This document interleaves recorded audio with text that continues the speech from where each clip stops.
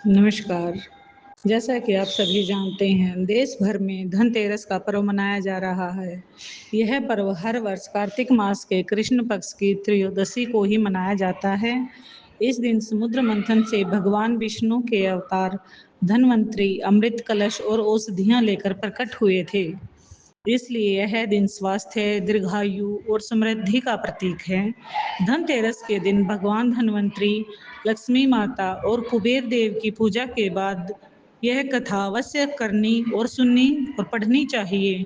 ऐसा करने से घर में सुख, समृद्धि, आरोग्य की प्राप्ति होती है। तो चलिए सुनते हैं धनतेरस की कथा। एक समय की बात है, एक बार भगवान विष्णु मृत्युलोक में विचरण करने के लिए आ रहे थे। तभी माता लक्ष्मी ने भी उनके साथ चलने का आग्रह किया। तब विष्णु जी ने कहा कि अगर मैं जो बात कहूँ आप वैसा ही माने तो मेरे साथ चलें। तब लक्ष्मी जी ने कहा कि ठीक है, हर बात मान लूंगी, और भगवान विष्णु के साथ भूमंडल पर आ गई। कुछ देर बाद यह एक जगह पर पहुंचे। भगवान विष्णु ने लक्ष्मी जी से कहा कि जब तक मैं नहीं आता आप यहीं ठहरें। मैं दक्षिण दिशा की ओर जा रहा हूँ, तुम उधर मत आना। विष्णु जी के जाने के बाद लक्ष्मी जी के मन में कौतूहल जागा कि दक्षिण दिशा में ऐसा क्या रहस्य है जो मुझे नहीं लेकर गए। मुझे भी वह रहस्य जानना है। यह देखकर माता लक्ष्मी से रहा नहीं गया और वो भी भगवान विष्णु के पीछे पीछे चल पड़े। कुछ ही दूर जाने के बाद उन्हें सरसों का खेत दिखाई दिया जिसमें खूब फूल लगे थे।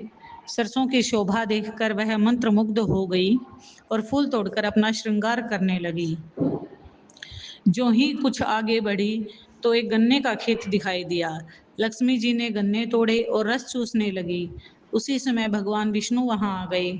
यह देखकर लक्ष्मी जी पर नाराज हुए और उन्हें श्राप दे दिया कि मैंने तुम्हें इधर आने को मना किया था, लेकिन तुम नहीं मानी। किसान की चोरी का अपराध कर बैठी हैं।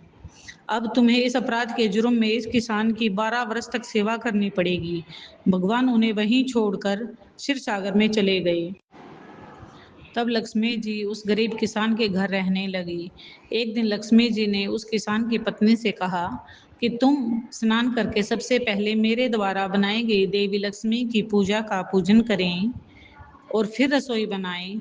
तुम तब तुम मानोगी, जो तुम मांगोगी वह तुम्हें मिल जाएगा। किसान की पत्नी ने ऐसा ही किया।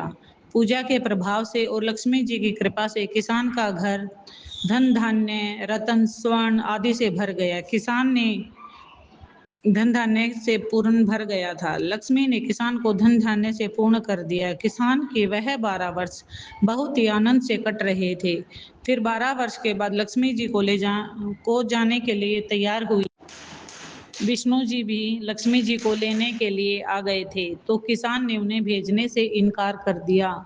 तब भगवान ने किसान से कहा कि इन्हें कौन जाने देता है। यह तो चंचला है, कहीं नहीं ठहरती।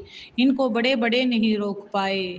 इनको मेरा श्राप था, इसलिए 12 वर्ष तक यह तुम्हारी सेवा कर रही थी। तुम्हारी 12 वर्ष की सेवा का समय पूरा हो चुका है। किसान हठ पूर्वक बोला कि नहीं, अब मैं लक्ष्मी जी को नहीं जाने दूंगा। तब लक्ष्मी जी ने कहा, हे किसान, तुम मुझे रोकना चाहते हो तो वैसा ही करो जैसा मैं तुम्हें कह रही हूँ। कल त्रयोदशी यानी कि तेरस की तिथि है। तुम कल घर पर ही लीप पोत कर स्वच्छ कर लेना। रात्रि में घी का दीपक जलाकर रखना और सायंकाल के समय मेरा पूजन करना। एक तांबे के कलश में कुछ रुपए भर लेना और उस कलश में मैं निवास करूंगी, लेकिन पूजा के समय मैं तुम्हें दिखाई नहीं दूंगी। एक दिन, एक वर्ष के बराबर मैं तुम्हारे घर में रुक जाऊंगी। यह कहकर वह दीपकों के प्रकाश से दसों दिशाओं में फैल गई। अगले दिन किसान ने लक्ष्मी जी के कथा अनुसार पूजन किया। उसका घर धन धान्य से भर गया। इसी वजह से हर वर्ष तेरस के दिन लक्ष्मी जी की पूजा होने लगी। आप सभी को धनतेरस की हार्दिक शुभकामनाएं। नमस्कार।